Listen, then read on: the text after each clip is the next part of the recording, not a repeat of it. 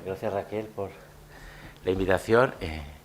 Bueno, el tema es un tema que nos interesa a todos, porque todos vamos a morir. En la India se cree que vamos a morir, pero no es la primera vez que vamos a morir, que ya hemos muerto, por eso hay una especie de instinto que nos va a ayudar a saber morir, porque ya hemos muerto muchas veces. Yo os voy a contar lo que dice la tradición budista de la muerte y lo que dice el Vedanta de la muerte. Y luego voy a apuntar lo que yo sospecho que pueda ser la muerte, ¿vale? Yo, por supuesto, esto es muy importante entenderlo, no tengo ni idea de qué va a pasar después de la muerte, pero estas tradiciones han investigado mucho ese tema y dan sus propuestas y sus, entre comillas, soluciones, ¿vale? Algunas son razonables, otras no. La idea de la muerte en el cristianismo o en nuestra cultura, bueno, la idea de la muerte para el ateo no tiene ningún tipo de problema, ¿no? Se acaba todo y hay una nada, ¿vale? O sea que ahí no tenemos ningún tipo de narrativa ni de relato.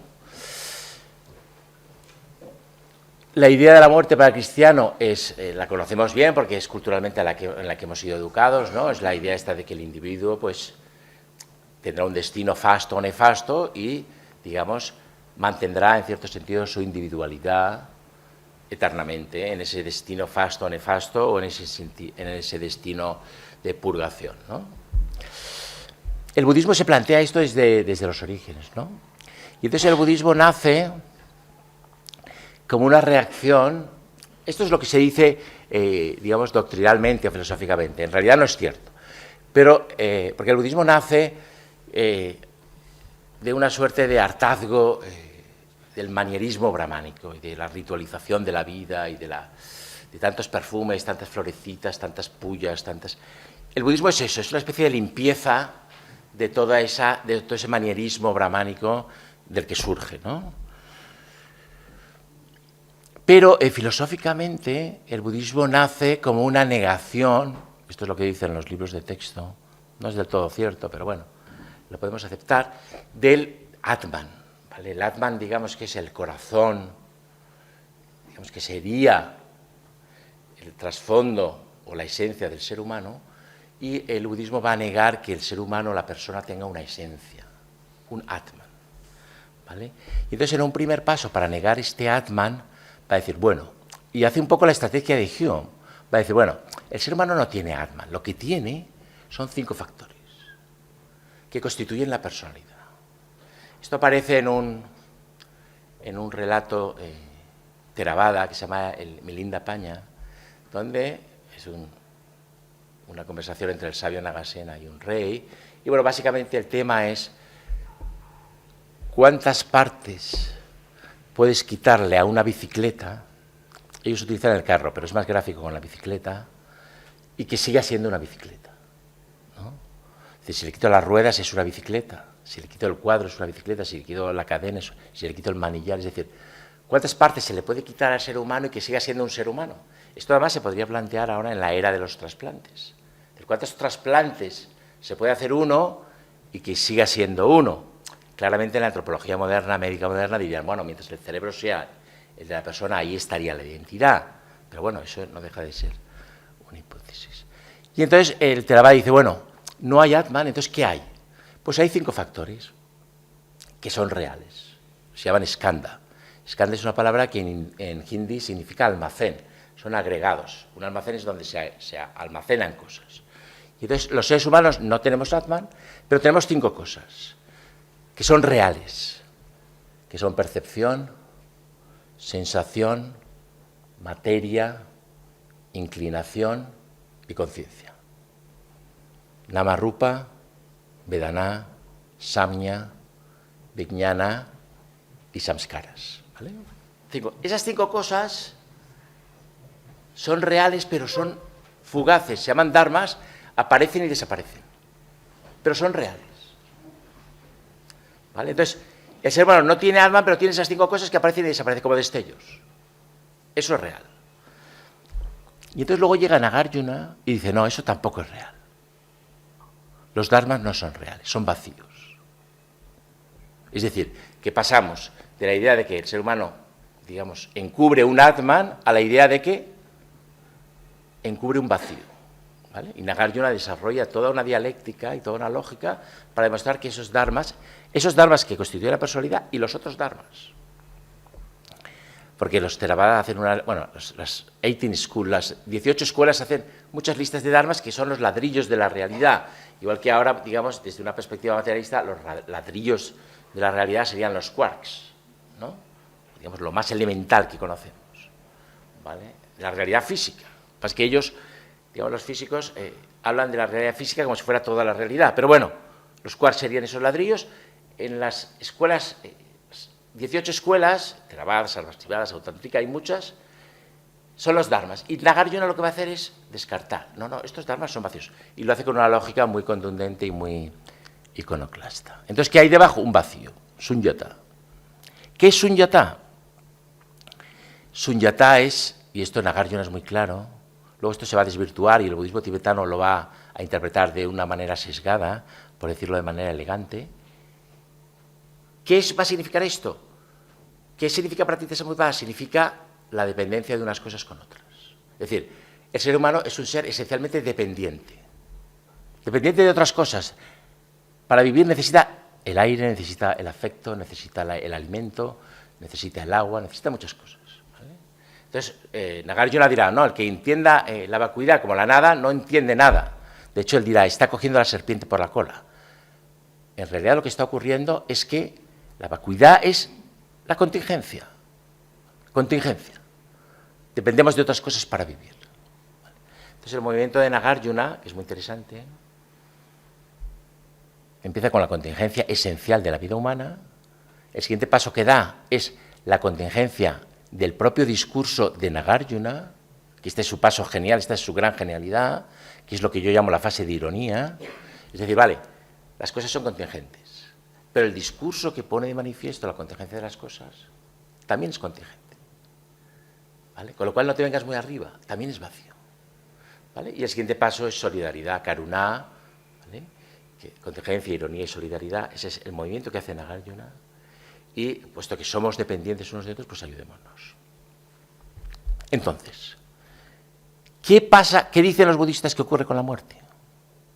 Y esto lo desarrolla Vasubandhu en un libro que se llama Abhidharma Kosha, Pashyam. ¿Vale? Esos 5 componentes del ser humano, el más importante, ¿vale?, son las samskaras. ¿Vale? Samskara es una palabra que la mejor traducción en este contexto puede significar otras cosas, pero en este contexto la mejor traducción es impresiones. Es decir, uno mientras vive tiene impresiones. ¿Vale? Y esas impresiones se transforman, y eso es lo que hace la mente, el chittavirti de la mente, es decir, los procesos mentales son la transformación de impresiones que tenemos al vivir o que hemos tenido en vidas previas en inclinaciones. Que nos proyectamos hacia ciertos objetos. ¿Vale? Esas inclinaciones se llaman vasanas. ¿Vale? Y entonces, lo que ocurre al morir, según los budistas, es que el cuerpo físico, evidentemente, se va a descomponer, pero las impresiones que se están convirtiendo en inclinaciones van a crear un cuerpo sutil que ellos llaman linga sharira, y ese cuerpo sutil se va a proyectar en otro ser.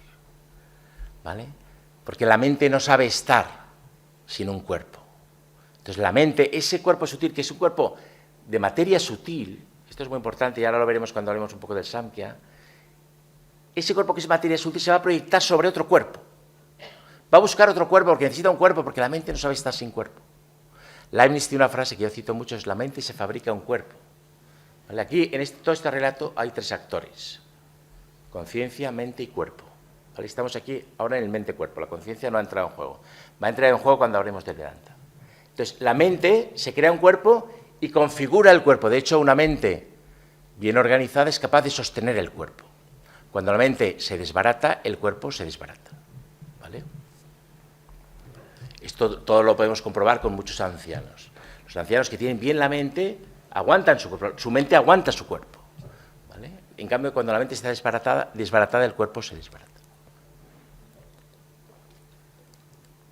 Entonces ellos tienen un relato fabuloso.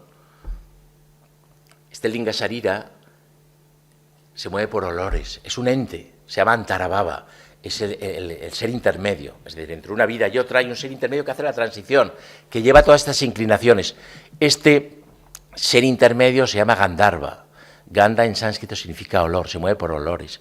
Fijaos que la sexualidad es algo que huele mucho. Y entonces él va buscando una alcoba donde hay un hombre y una mujer haciendo el amor. En el caso de que el renacimiento vaya a ser como ser humano. ¿Vale? Y entonces cuando entra en la habitación, por eso yo siempre digo que el amor es cosa de tres, o la concepción es cosa de tres, porque cuando dos personas están haciendo el amor hay un Gandharva. Si va a haber concepción, puede no haber concepción. Si no hay Gandharva, no habrá concepción. ¿Vale? Para que haya concepción tiene que haber un Gandharva, y el Gandharva, si las inclinaciones le llevan a renacer como hombre, rivalizará con el hombre que está haciendo el amor, intentará poseer a la mujer. Y si va a renacer como mujer, a la inversa, rivalizará con la mujer. Y entonces el Gandharva se introduce donde se juntan los flujos sexuales del hombre y de la mujer, y ahí nace la nueva vida. ¿Vale? Entonces, no hay ninguna esencia, ninguna sustancia que pase de una vida a otra, pero sí que hay una herencia de lo que uno ha hecho. Por eso yo hablo muchas veces de generosidad anónima, es decir, tenemos que llevar una buena vida porque otro heredará nuestras inclinaciones. Entonces tenemos que hacer un Gandharva bonito, para que ese Gandharva llegue a otro y llegue con unas inclinaciones que, digamos, lo dirijan hacia el despertar, o lo dirijan a una vida con mayor libertad, que es lo más importante. En el budismo, esto me lo enseñó mi maestro, no es importante el nirvana. El nirvana no es en absoluto importante. Lo importante es ir quemando karma, ir teniendo cada vez más libertad. Entonces hay trayectorias, inclinaciones, samskaras ascendentes y trayectorias descendentes. ¿Vale?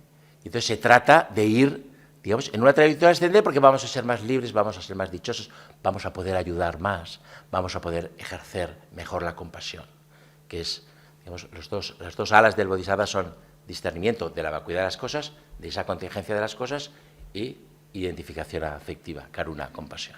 ¿Vale? El hombre perfecto para el budismo o la mujer perfecta es precisamente ese ser que tiene perfectamente equilibrados su visión de la vacuidad, que no es una nada, insisto, es la contingencia y los necesitados que estamos unos de otros, con la compasión. ¿Vale? El ayudar a los seres. Por eso los bodhisattvas no entran en nirvana, sino que se quedan a ayudar. Los bodhisattvas estarían ahora todos en Valencia, en el barro de Valencia, quitando barro. ¿Vale? Y se ve en las leyendas budistas algunos bodhisattvas en los infiernos. De los infiernos budistas, que también hay, que son como purgatorios porque no son eternos, hay bodhisattvas ayudando a los seres que están ahí atrapados. ¿Vale? Esto respecto al budismo. ¿Qué dice el Vedanta? ¿Vale? ¿Cómo voy de tiempo? 18, vale. ¿Qué dice el Vedanta? Aquí hemos dicho que hay tres actores: conciencia, mente y cuerpo. En cuerpo puede entrar materia. Aquí es muy importante la gran aportación filosófica, a mi entender, del pensamiento indio, es la diferencia entre mente y conciencia. ¿Vale?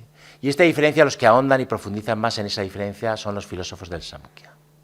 ¿Vale? El Samkhya es una cosmología que me enteré hace poco que le interesó mucho a Nikola Tesla. Esto lo descubrí hace poco, le interesaba mucho el Samkhya.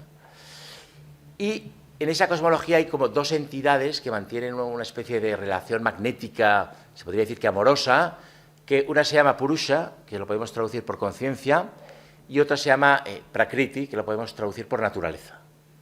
¿Vale? De esa relación amorosa entre conciencia y naturaleza, la primera emanación es un factor de inteligencia, Buddhi, que es una inteligencia cósmica, todavía no hay individuos. La segunda emanación, esto se parece un poco a Plotino, es el ahamkara, que es el sentido del yo, ahí empieza el individuo, y la tercera es la mente.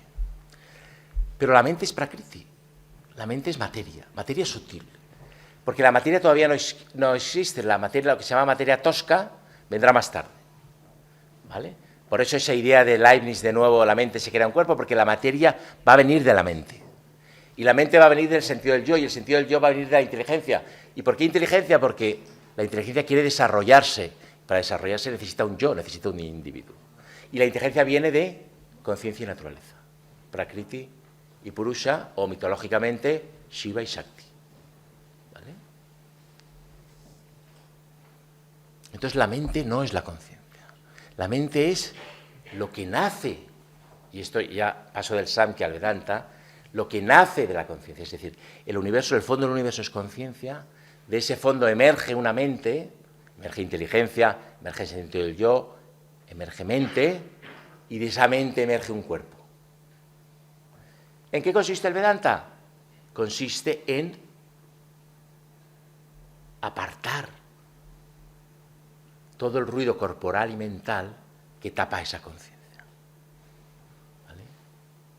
En sentido estricto, para el Vedanta Advaita no hay reencarnación, porque nosotros somos esa conciencia.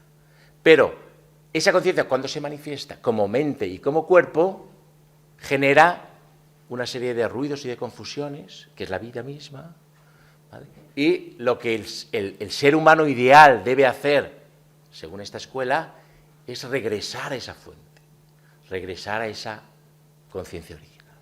Y esa es la sabiduría. ¿Vale? Hay un pensador del siglo XX, del sur de la India, Ramana Maharshi. Todo esto, todas estas ideas vienen de una Upanishad, fundamentalmente de una Upanishad que se llama Mandukya Upanishad.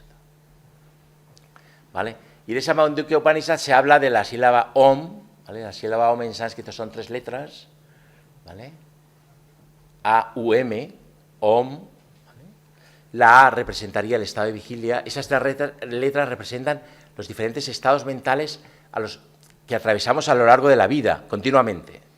Pero al mismo tiempo representan la cosmología, el cosmos en el que vivimos. Ahora lo vamos a ver. A-U-M, Om. A representaría el estado de vigilia, es donde estamos ahora. U representaría el ensueño, el sueño con representaciones, ¿vale? Donde, como decía Fatone, todo es afirmación, es un estadio prelógico, pero bueno, no vamos a entrar ahí. Vigilia, ensueño y sueño profundo.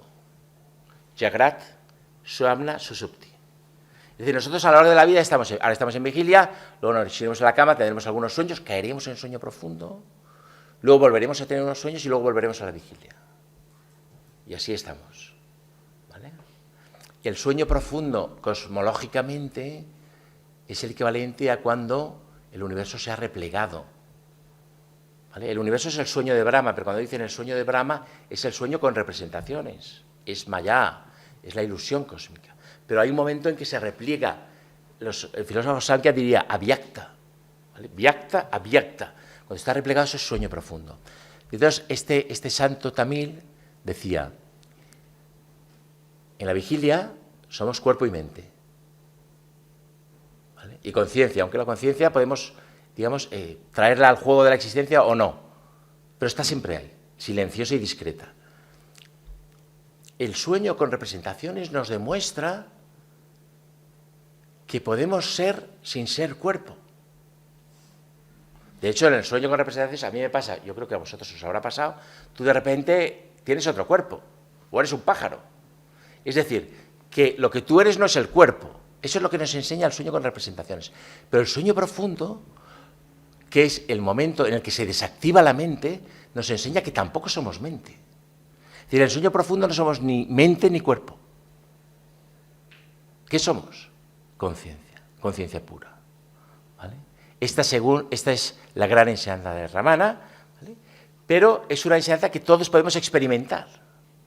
Es decir, y por eso el sueño profundo es tan reparador, porque dejamos de ser mente, dejamos de ser cuerpo y dejamos de ser mente. Si uno está preocupado, si uno tiene obsesiones, tiene preocupaciones con sus hijos, con un desastre climático, con lo que sea, el sueño profundo limpia todo eso. ¿Vale? Entonces, ¿qué ocurre cuando morimos? Si nosotros tenemos en cuenta, y este es el concepto fundamental del Vedanta, la unidad de todas las cosas, ¿qué ocurre cuando morimos?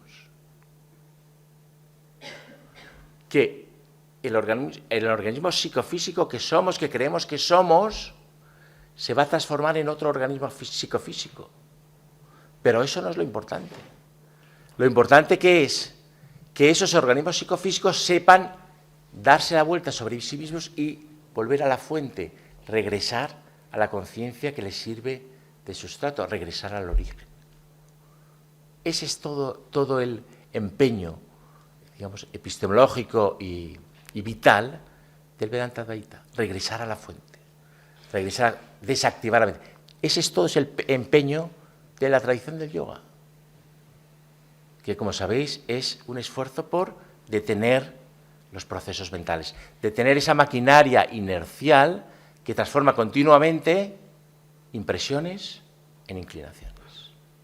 ¿Vale? Y ese es el juego de la vida, que es el juego de la mente y que es el juego del ego. El ego lo tenemos ahí tapando esa conciencia de fondo que, esto es muy importante, y esto para mucha gente es intolerable, yo lo entiendo, porque nos hemos educado en una cultura cristiana, esa conciencia original no es individual, es una, es la misma para todos, y está vacía.